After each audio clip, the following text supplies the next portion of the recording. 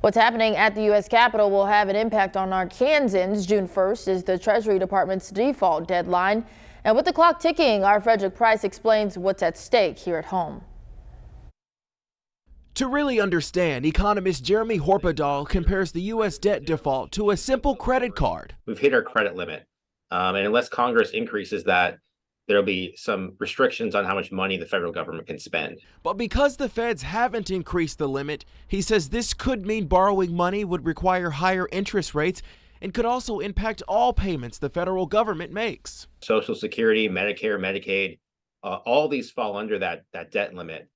So this would severely restrict any payments, not just debt payments, but any payments the federal government makes. Including in Arkansas. You'll remember Governor Sarah Sanders requested a 30-day extension of 100% federal funding for the state's tornado cleanup efforts. Hypothetically speaking, defaulting the debt, he explains, would cut the amount of money Congress doles out for things like that.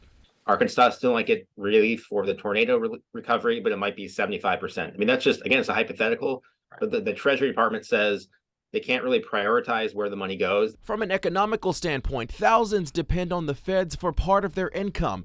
The effects of this would be similar to when people reduce their spending during the onset of the pandemic or if they're unemployed. Whether it's Social Security or welfare or Medicaid going to doctors and hospitals, all that could potentially be cut, which would mean there'd be a lot less spending in the economy. Meanwhile, Horpedahl adds if you're looking to retire soon, it's wise to have money set aside in case the stock market prices fall. You don't want to be drawing money out of that when it's way down. Frederick Price, THV 11 News. Professor Horpedahl says it took the country nearly a decade to get back to unemployment numbers seen before the 2008 financial crisis. If the U.S. were to default its debt, he doesn't believe the recovery would take that long.